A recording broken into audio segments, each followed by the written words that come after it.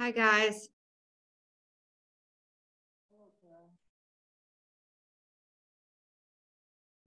Thank you for being here, Captain Myers.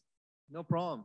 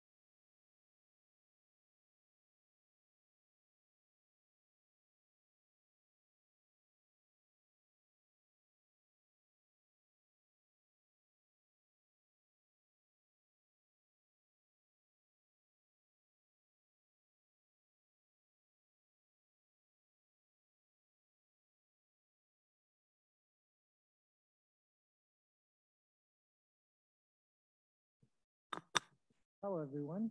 We'll start the meeting.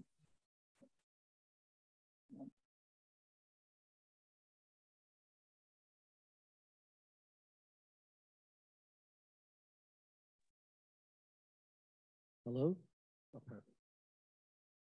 We're going to start the meeting now. We just have some technical difficulties here with the laptop. Hold on one second.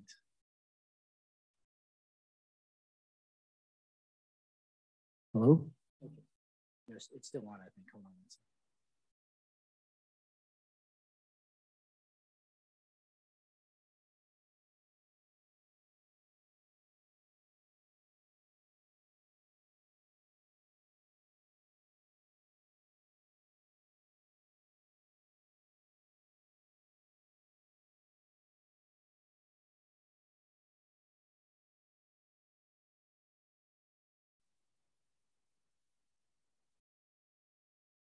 Okay, sorry about that.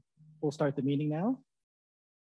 We have 4 people in the audience, and it looks like we have about 5 people as attendees. So I'm just gonna start quickly with a quick background. So welcome, this is the Sheriff's Q&A meeting scheduled for today that goes from 6:30 to 8 o'clock. My name is Howard Young. I'm the interim town manager and public works director. Sitting next to me is Captain Mark Myers of the San Mateo County Sheriff to answer some questions. So I'm going to quickly just give a really brief background right now first. So currently the town has been with the sorry, there's a backfeed in the room.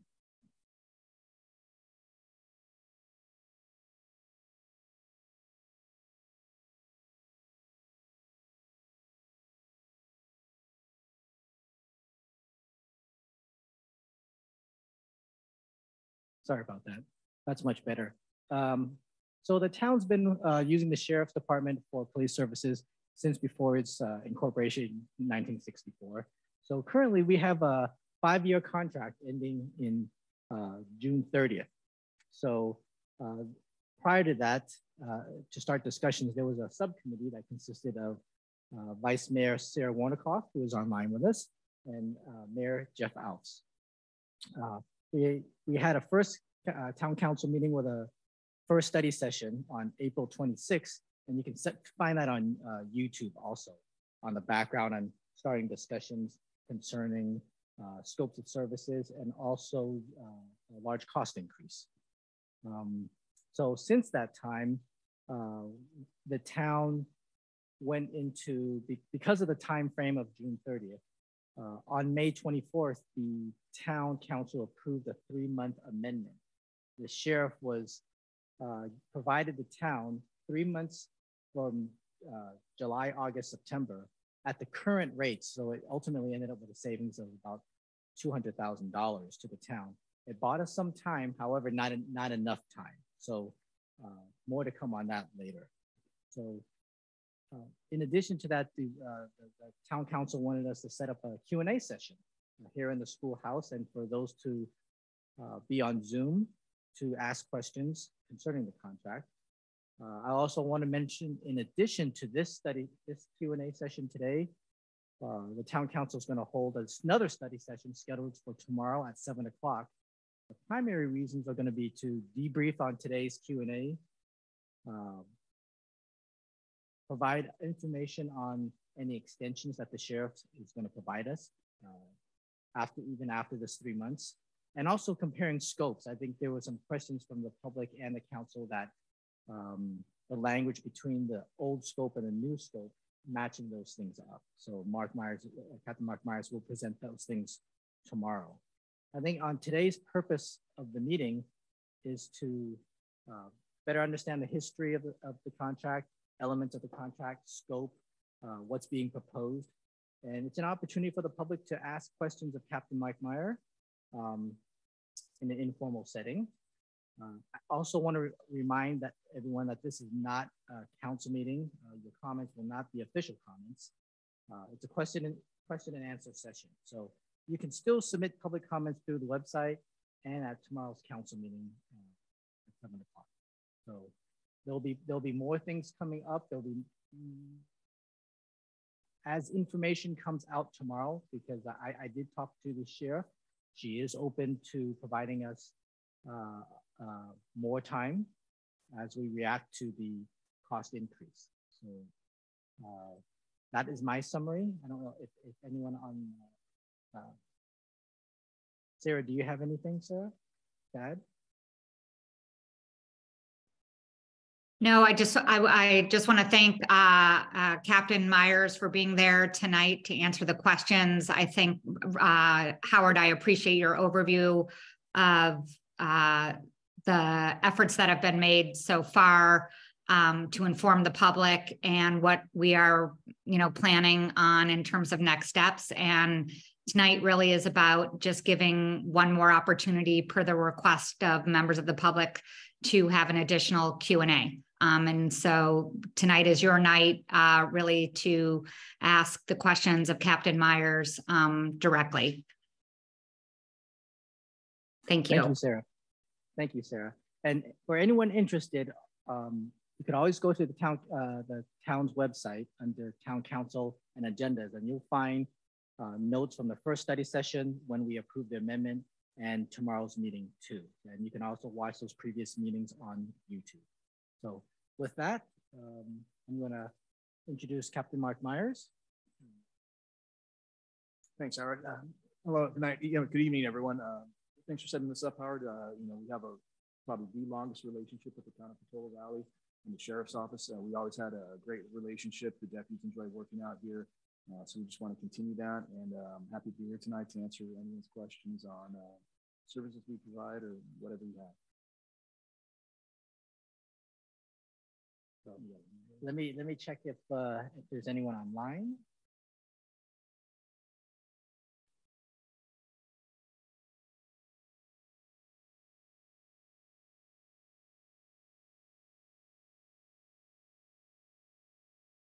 No, there's no questions. Any questions from the crowd that you want to answer? If you could step up to the podium. Take anything.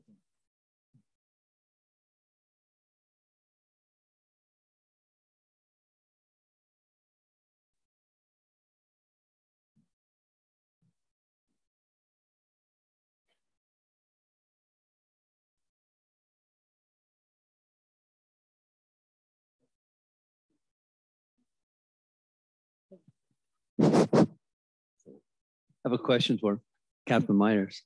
What I hear, I'm on the traffic safety pedestrian committee out here, Captain Welch. And what I hear is response time is very, very, very critical. And a lot of residents are complaining about the response time. Can you answer that question? What I can do for Howard is I can probably pull this tomorrow. 1 calls, 2 calls, yeah. 2 calls. I know in the past there's been a question on response we had to one burglary alarm. If I could interrupt and ask directly into the microphone, please. Thank you. Oh, is that for me? Oh, I'm sorry.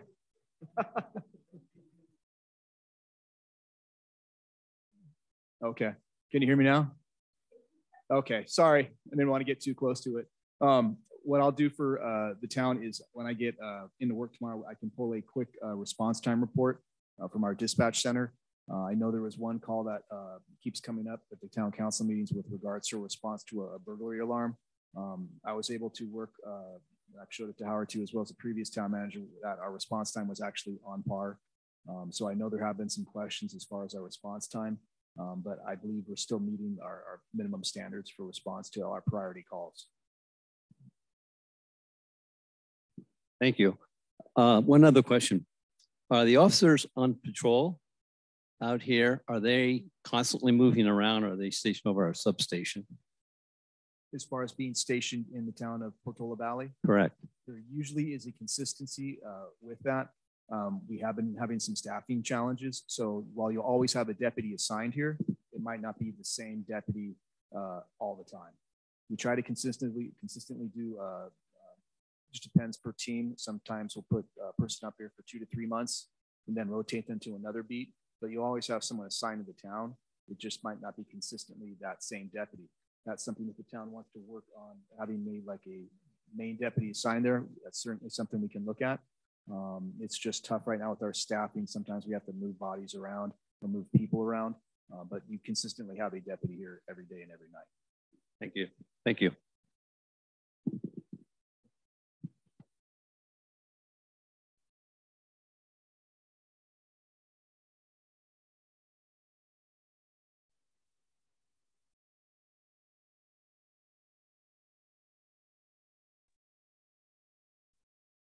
Hi there. Can you hear me? David Carno? No, thanks. Can you hear me okay? Yes? Okay, great. I have a comment and a question. First of all, I think if this is the same burglary that has been dragged through the mud about 50 times, it was on the worst storm night of the year when the police were literally saving a mother and daughter from a flood and doing a lot of other things. And I think the homeowner wasn't even at home. So, you know, God bless, I've been burglarized, it sucks, but it's hardly, I just don't see that as a reason to get all kind of whiny about things. Now, the question is, I think when I read the old contract and the new contract, it seems like we're going from 1.5 deputies to 2 deputies.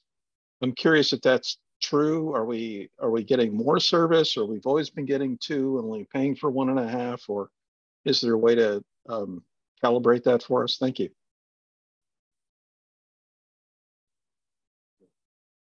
Yeah, I know in one of the older contracts it had like a 1.5 deputy, but you've always had 2 deputies assigned, 2 for day shift and 2 for night shift.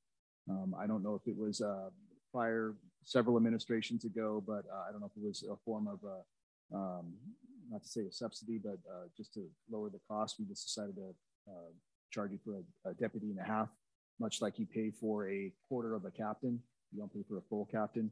So that was something done several contracts ago, but you consistently always have 2 day shift deputies assigned here. Not every day, because I remember the previous meeting we had, how I broke down our schedule, but you always have a deputy here day and night. To require for our staffing, the schedule we do to get 24-hour coverage, 365 days a year, we have 2 day shift teams, and then we have 2 night shift teams. And when you look on the calendar, that's what covers every day of the month. So you consistently always have a deputy here every day and every night. If I can interject, I think it's the description of that is, because this came up in the finance committee meeting as well the other day. I think it's the confusion when it's messaged as 2 during the day and 2 during the night, but it's essentially 1 person here 24/7, regardless of how you guys work your shifts. Yeah, that's why you have 1 deputy here during the day and 1 during the night. But on the contract, it has the 2 for day shift and 2 for night shift, because they do they're separate costs. A night shift deputy has a night shift incentive, so that's why it costs a little more for a night shift deputy versus a day shift deputy. Well, why is it listed 2 for day and 2 for night then? Because remember the calendar I showed? Yes. And that's just how our schedule works. So like team 1 and team 2 are our day shift teams. They're not on the same, they're like our day shift works 2 days on and 2 days off. So team 1 is on for 2 days, and then team 2 comes on. Those are your 2 day shift deputies when we talk about like that. And Right. Same goes for the night shift. So I can tomorrow I can put up that calendar that kind of makes it a little easier to see how the deputies are assigned to the teams and how that covers throughout the month. Well, and regardless of how you guys staff it, I think the messaging that's been confusing for the public is how many physical people are, how many officers are in town at any given time 24/7. And the answer to that is 1. Correct. AM and PM, regardless of how you guys staff it. And so it's just thinking about how to message that, because the wording, I think, has been confusing for people. But we'll keep trying to clarify. So thank you.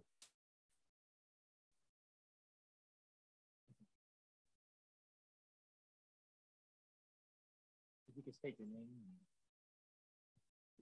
Can you hear me? No, it was on. That's better. Okay. With regard to there being a large cost increase associated with the new contract, and if there's a large cost increase, my boss will ask me, what are we getting for that? And how do we account for it at the end of the day? So we put out a contract, which is a statement of the things that we would like to be provided. What are the metrics we would have in place to say, okay, yeah, we did that. We could chart that these services were provided, these calls were answered to, these reports and other requests for data are answered. And that's perhaps something that would be a considered response that you could respond to tomorrow. I'm not necessarily looking for direct answers right now, but thank you. As far as the question, as far as the cost increases, What are the major drivers for the cost increase as well would be a direct question that I would have. yes, one of the major factors for the cost increase was the increase to salaries. So our deputy sheriffs for 3 years were out of contract. So there were no raises incurred during that. When they went to negotiate, they received an initial, just say over this last year, it was roughly a 17% increase in salary. That is to remain competitive in not just in the Bay Area, but in like the greater Bay Area now. We're having a very difficult time, as everyone that lives on the peninsula, with housing, and most of our people are commuters. So traditionally, the sheriff's office always paid pretty well, very well. But now, due to the shortage of officers in California in general, we've seen a lot of other cities drastically increase their salaries. So we actually have people leaving now to go closer to home because those agencies are actually paying comparable to what we are.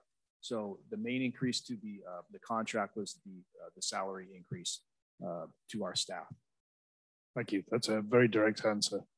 I think one thing that is foremost in most people's minds when you say, oh, well, we have a sheriff's contract. I think, well, most people gauge what we're getting by the visibility of sheriff cars in town, folks watching the stop sign on a Saturday afternoon, and officers available during school hours to keep traffic honest when children are going to and from school. I see at our BPTS meetings complaints or comments that we don't see that as much as we used to. And that's one thing that I would like to see somehow that we can cover better in the new contract to ensure officer visibility. It's an important thing in town. It helps keep everybody in line.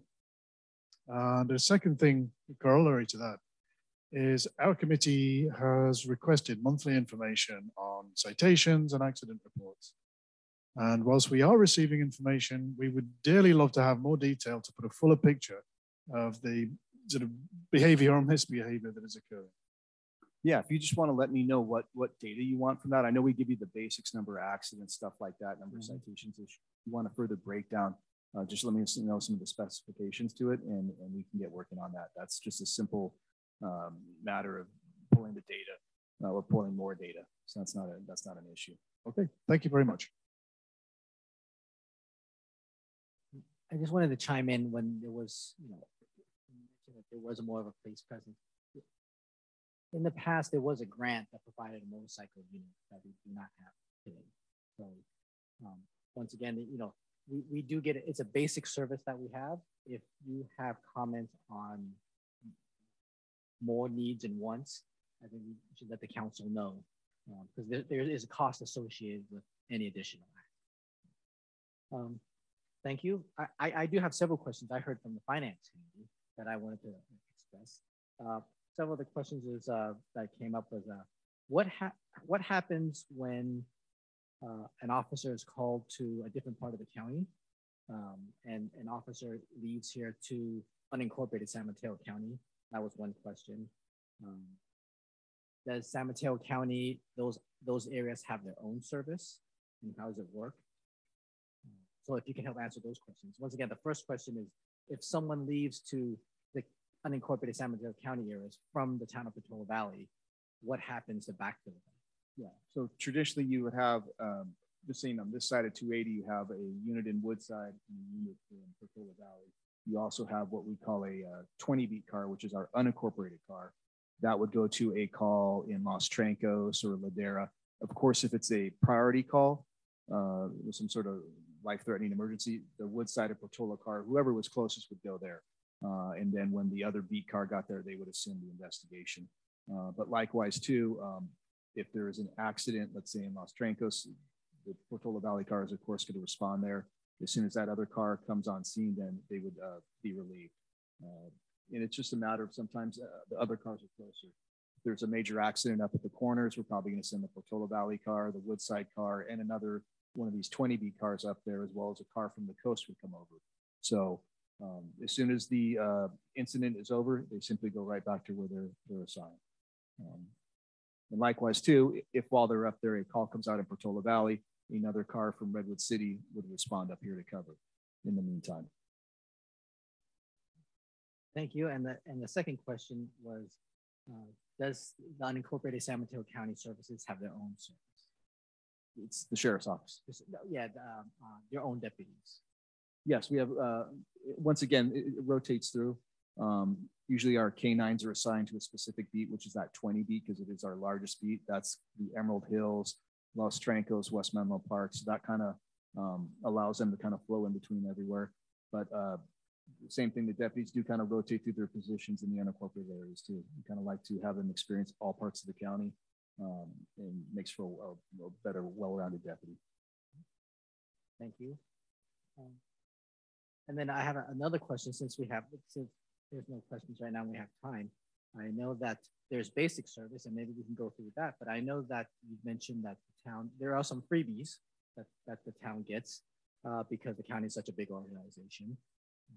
So I was wondering if you can discuss some of those freebies too that the town gets. Yeah, sure. Several of the things any of the contract cities get. Some cities choose to pay for extra services. Some have basic services, but at a core, you get, if there was ever an emergency for a SWAT call out, you get that. You have our drone unit. If we had a burglary out here where we needed to have a drone flying over the neighborhood to check it, you have that. Additionally, if a canine is needed out here, you don't pay for a canine, but you would get a canine officer. Many times when we have burglaries out in this area or Woodside, we wait for, before we make entry, we actually wait for a canine officer to get on scene just because the properties are so large. In addition to that, you get all of our Emergency Service Bureau asset, which is like any kind of like fire evacuation or any like OES emergency stuff, you get that. Likewise too, while you pay for a detective or pay for 0.5 of a detective, anytime you have these burglaries or any of these other investigations when we're out here, you're usually getting 1 or 2 or 3 detectives. So you're always kind of getting more than it actually says on paper. We can't simply have a half a detective working a burglary. So you usually get at least 1 or 2 detectives that are working a case. In addition to that, usually quarterly, we have a countywide traffic enforcement program where all the motorcycle officers from the other agencies will, they kind of rotate through different cities in the counties as well as Portola Valley and Woodside. And on those days, you can get upwards of 20 motorcycle officers doing traffic enforcement out here. Sometimes they spread it out a little, but trying to think what else. So you get a Marine unit, but I don't think it would work out here. You also have our search and rescue. We have our mounted patrol. There's many things that the sheriff's office provides, being the bigger agency in the county, that you don't have to pay for. I think I got them all. Well, thanks a lot. Sounds like a lot. Is there any quick questions from the public or anyone online concerning those items?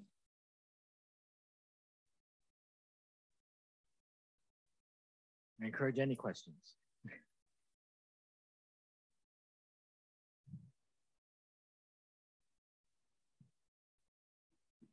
At the risk of playing devil's advocate, if we didn't pay for anything, what would we lose?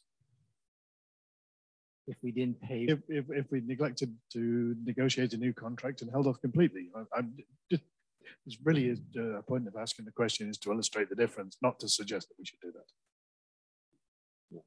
we wouldn't have any police services. I guess that would. I believe probably for a county charter or something like that. I mean, you would still be incorporated, but we would still, I believe the sheriff would be obligated to we would always provide you law enforcement services. I mean, no one else would come out here, but we wouldn't guarantee that you're not going to have a car in Portola Valley 24/7. That might be where Portola Valley was incorporated as part of one of our other beats. So it would be increased response times, and you wouldn't have a deputy here 24/7. Thank you. It may sound like a stupid question, but I thought it was interesting to ask. Thank you.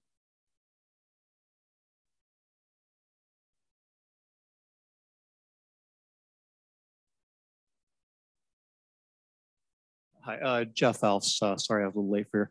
Just following up on that question, I assume that we have some kind of, and I actually don't know the answer to this. I feel like we must have some legal responsibility to acquire law. I mean, I hadn't thought about the option of just not doing it, but not that I would. But I'm just curious, Howard, do you know? I've never thought about this, but No, we must have some legal requirement, wouldn't we? yeah, I would think so, but I'll ask the town attorney next. So there's a legal requirement having. Yeah.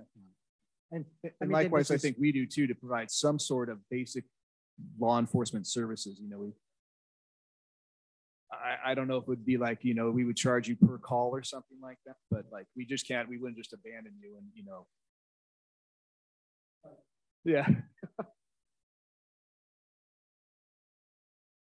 Now, since there's no questions, go ahead, Laura.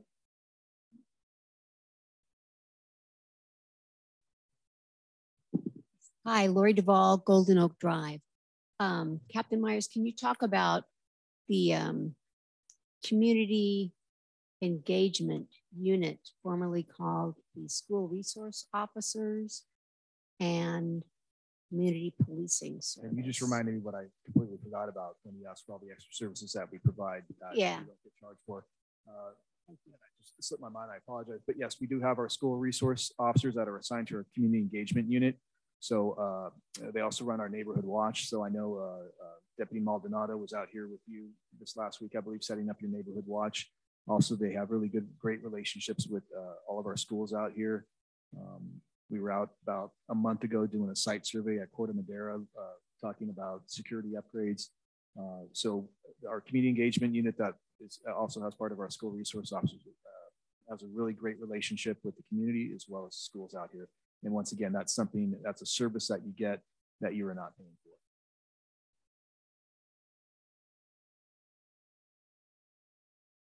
Thank you, Laurie. We have one, Carmen Byland.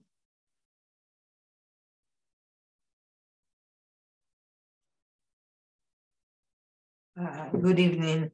Hi, this is Carmen Bilan, and I would like to know if I need sheriff services. Should I call 911, or is there a direct line to the sheriff that is here in Portola Valley? Yeah, I mean, it depends on what kind of call you have. I would say if you have any kind of dangerous situation or anything like that, or even a suspicious person, if you see like a suspicious person or a vehicle in your neighborhood, always call 911. That's the quickest way. We'd rather have you call 911. We're not that busy that it's going to clog the lines. There is a non-emergency number, which is 650-363-4911. But I would always err on the side of caution and just call 911. Okay, thank you so very much.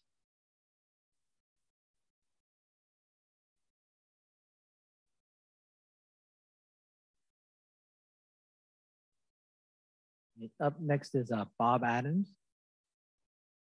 Yes, I may have missed this. I came in late, so let me ask you a question, really twofold.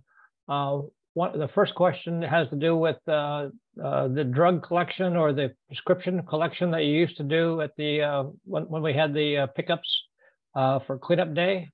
We used to have a sheriff there that took the prescription drugs that people had, and you could turn them into the sheriff.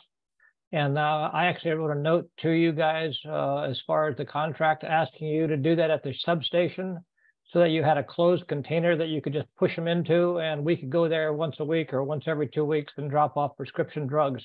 Otherwise, people flush them down the toilet and they do things that you don't want done. So I was trying to get that into the agreement so that you guys would have a container that was a one-way container that you picked up periodically and took care of the prescription drugs for us. Yes, Mr. Adams, I was just talking before the meeting to Howard about that. It is something we can totally set up. That it would be a real convenience to us to do that. That's where we can talk. I don't know if it'd be easier at the town center or where we can come by and collect it, or if you prefer the substation, but I can get working on it. The substation is ideal, at least as far as a place that we all know that you have. Gotcha. My second question is about the license plate reader. And you may have already covered this. I'm just wondered how useful that is in catching people that do bad things in Portola Valley. So the license plate readers, we are finding that they're essential in solving any of these crimes we have. Currently, our contract cities of San Carlos, Millbrae, and Woodside all use Flock Safety. That's one of the latest and newest cameras that seems all the cities are switching to. I just had a meeting today with the Board of Supervisors where they're going to be giving us some Measure K funds to implement license plate readers in the unincorporated areas in the county. So North Fair Oaks, Emerald Hills, the coast. And I know I can talk with Howard afterward about having Flock maybe give an estimate or something out here, but we're finding license plate readers are very effective. Maybe not preventing, but surely in the back part of the investigation. We're finding upwards of 85% of our cases that are successfully solved or we identify a suspect are using license plate readers. Wow. And then I understand that after 6 months, you destroy the records if they're not being actively used. The Flock system actually is every 30 days. Every 30 days. You can get an extension for 90 days if you want.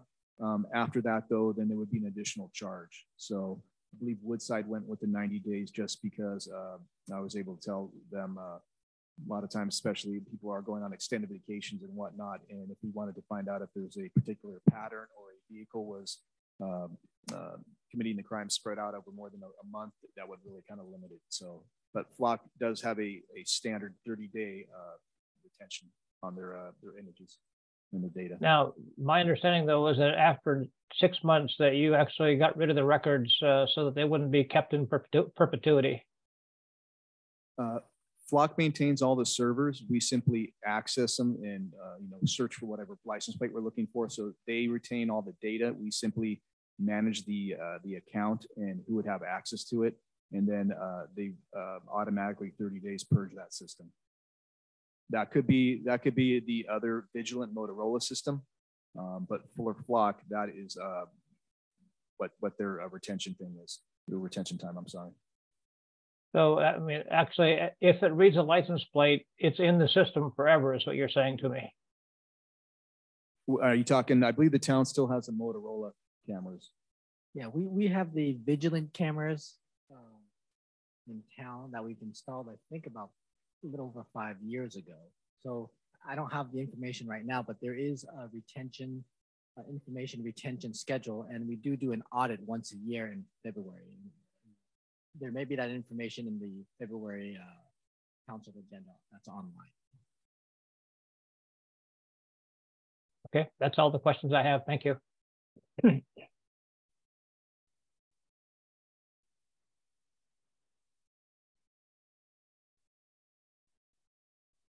Okay, other than that, I see no other hands. We do have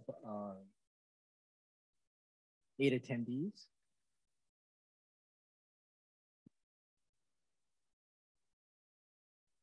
I don't know if the remaining time, you want to just go over the basic, some of these items. It's up to you. I mean, we have time right now. Maybe just to go over the basic law enforcement service of what's proposed. And maybe describe what we're being charged for the FTEs and so on, and how that works. Is that okay? And once again, I think it's if anyone wants to talk about service, it is the time to bring it up right now. I mean, right, the town only gets basic service, so if there's anything more or less to ask for, please feel free to answer any questions. But yeah, if you can go over the basic service. Yeah, and sure. position. This is just the basic proposed number of full-time employees and the cost associated with it. So currently you pay for a quarter captain. We do not, in part of the contract, you do not pay for a day shift sergeant or a night shift sergeant, even though you have one. You pay for a half of an administrative sergeant. That's Sergeant Taylor. That's who helps me with day-to-day activities here, Woodside, Portola Valley, unincorporated areas. Again, you're charged for 2 day shift deputies. However, you only have one assigned here during the day.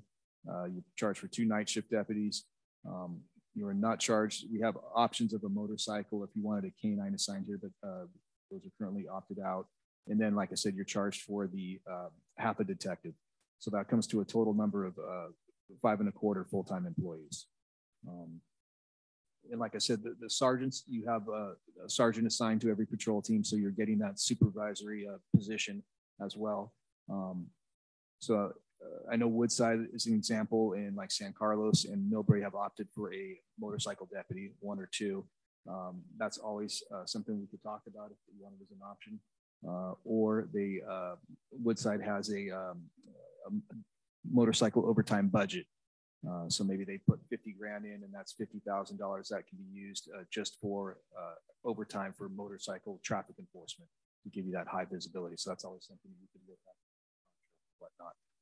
But those are your basic services, and really that is that's the bare bones. That's providing a deputy here 24/7, just one. A lot of times they'll work in conjunction and vice versa with the Woodside deputy because they are so close. And a lot of times they need to have a cover deputy in order to go to a burglary or to another call.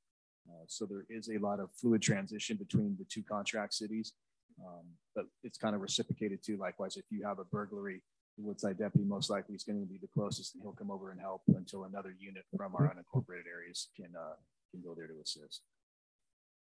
And then, did you want to talk about the contract, the verbiage? If there's any other questions, we can go into actually verbiage of the contract. I do have a question. Okay, go ahead, Bob. I'm interested to know in the number of crimes in the history in Portola Valley. Is this an increasing number, a decreasing number, or a static number year to year?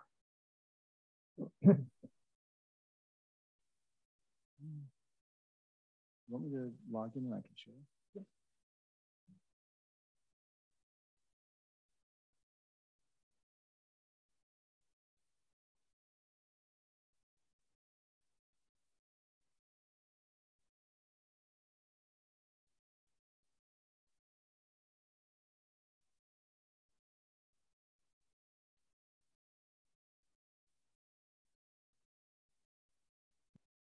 Captain Myers is just loading some presentation onto the screen.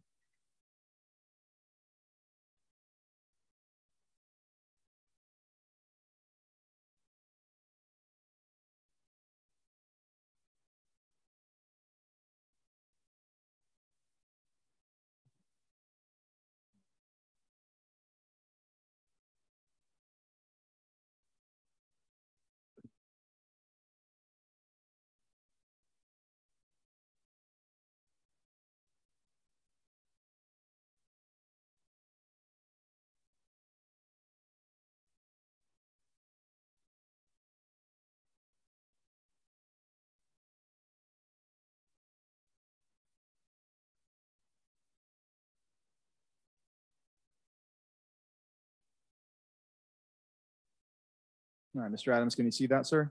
I can. That looks very good. Thank you. Okay. Let me just go back to the, hold on, I got to slide the little. So this is, I went over this at, I think, 2 board meetings ago. We recently, the way we report crimes recently changed as far as how we report them to the FBI. It used to be a very basic 3-level crime section, violent crime, larceny, sexual assaults. Now it's been broken down even further. So we're seeing with this new reporting system, sometimes it seems like an increase in crime, but simply more crimes are being broken down. Let's say we had a case of where I assault you, a felony assault, but I also take your credit card and charge it at Target or something like that later on. In the past, we would just report that violent felony assault. It trumped the credit card fraud.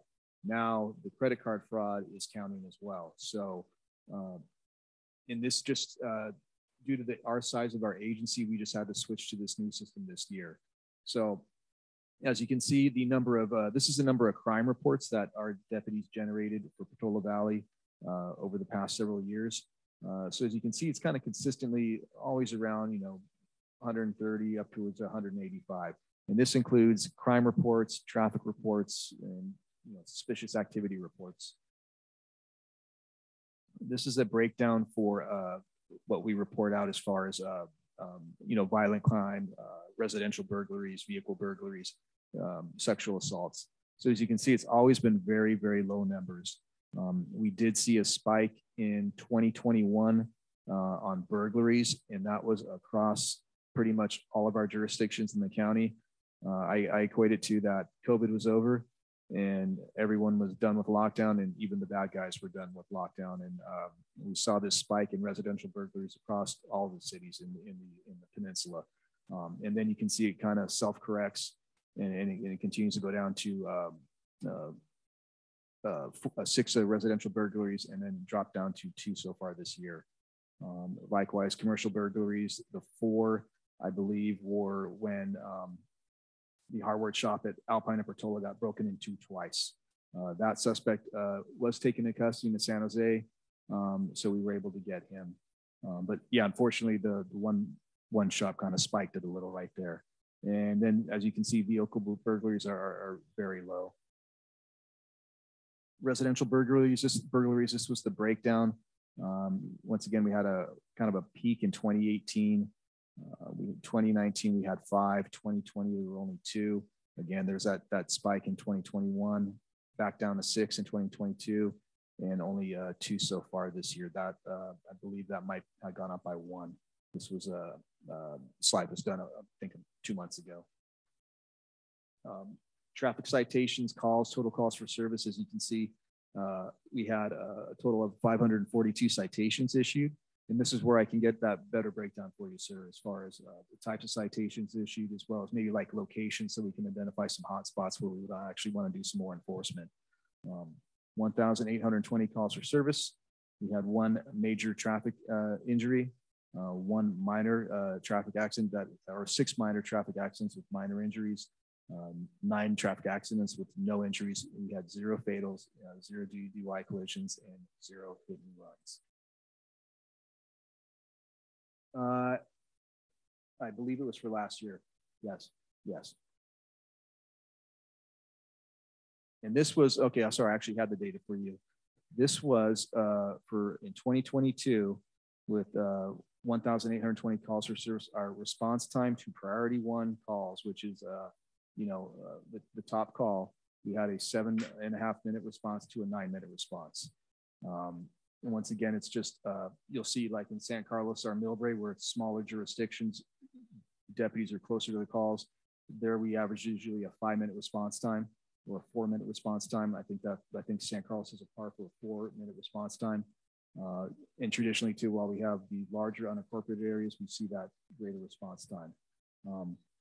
So I can pull the numbers for the past couple of years for you, so we have kind of a more gauge to go on, so we can make sure that we're maintaining the proper response time.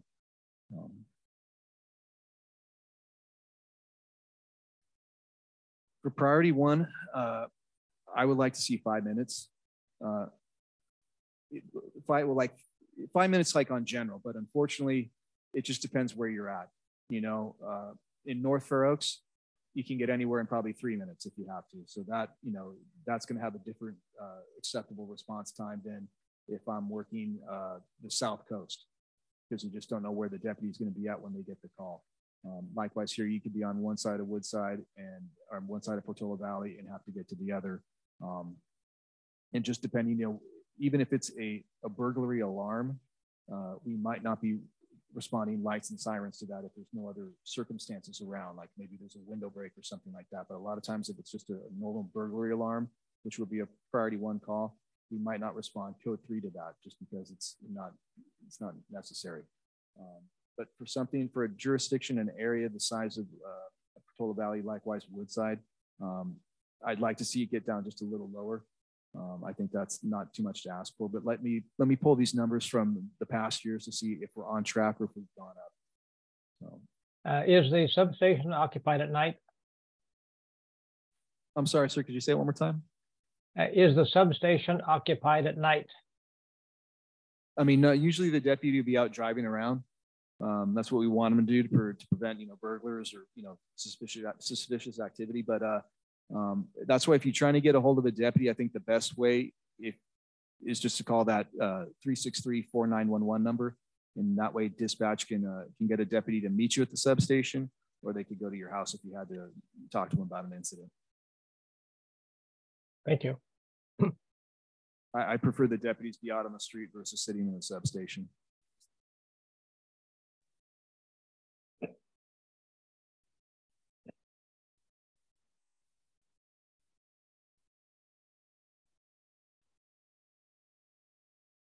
So last year we received excellent coverage for our Zots to Tots foot race and bicycle race. Was that considered as a separate budget item, or was that included in our regular coverage? Because we had wonderful coverage from a lot of officers and community folk. Yeah, that's covered. So that's another example of when you do have those special events like that, we'll get reserves out there. We'll get our community services officers out there. So that's another example of you're getting a lot more resources than you would normally get. With that very much. I mean, that was an excellent day. Very well run by. Oh, thanks. Yeah, that was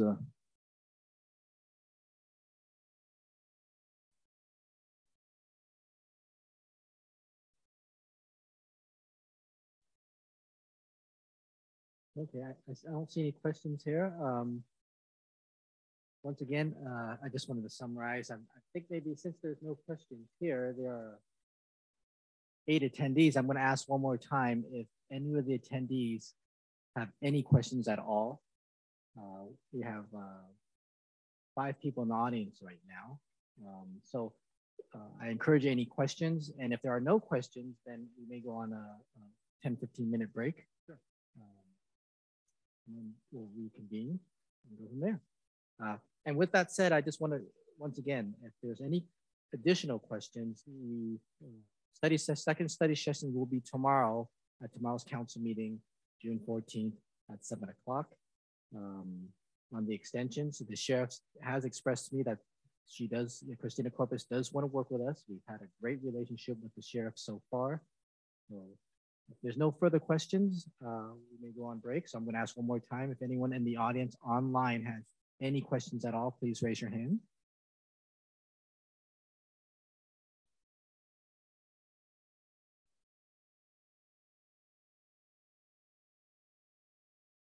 Okay, so I see no hands. So we'll take a 10-15 minute break. We'll leave the camera on and we'll return. Thank you.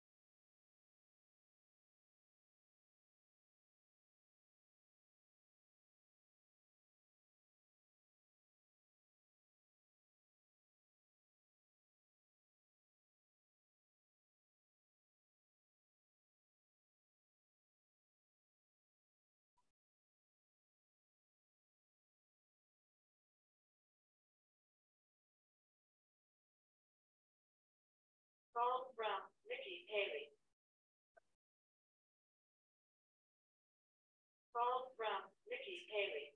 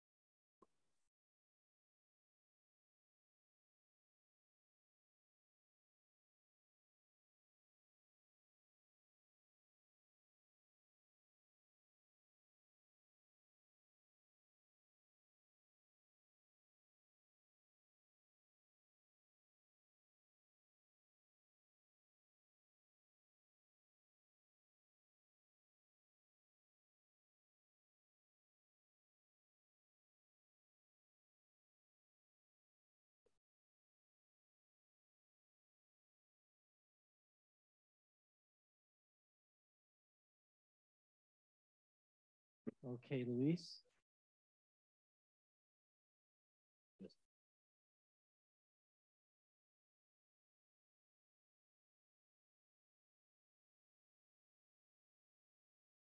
Okay, hello everyone. We're still at the Q&A session with the Sheriff's Department. There are 3 people in the crowd, including Mayor Jeff Alves. And also online is Vice Mayor Sarah Warnikoff. So we're going to continue again after a break. There are 7 attendees. I don't see any questions. I know, Luis, you had your hand up for a second. There's no hands up in the crowd. So I just want to entertain any questions online.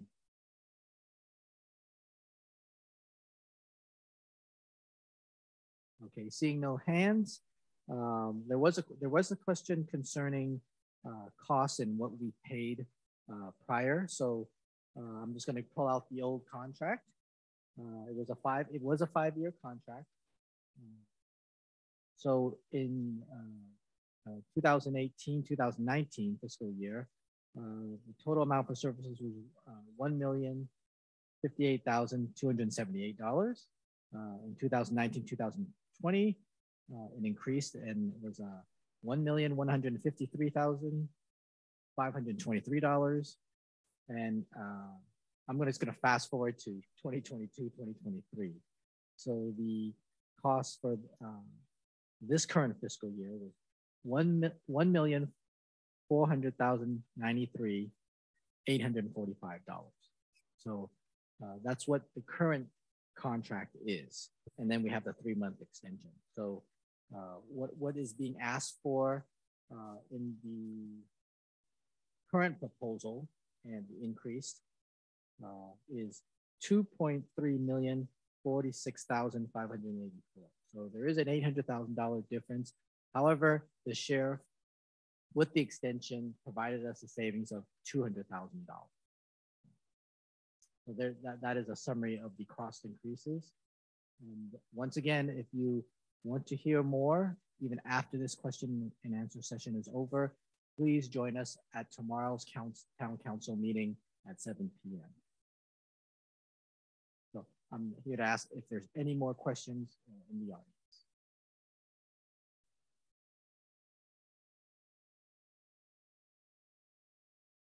Okay, seeing none, I'm just gonna put it on mute again. We did say that the Q&A session is going from 6:30 to 8, so we're going to honor that. So I and Captain Myers is going to stick around till 8 o'clock. And if there is any questions from anyone online anytime, just please raise your hand. Thank you.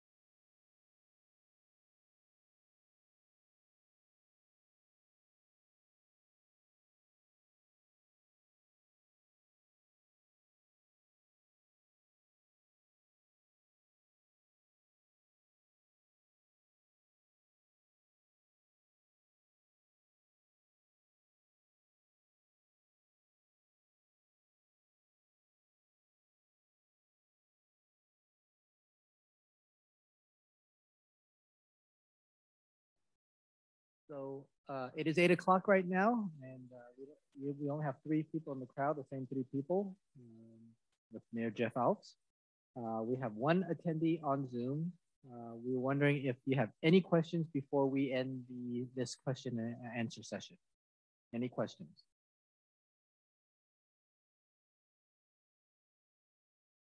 Okay, I see no questions. So once again, we have our second study session tomorrow, June 14th at the Town Council meeting at 7 o'clock, where we will discuss the sheriff's contract again.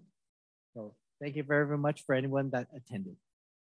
And thank you, Captain Myers, for attending. See you tomorrow night.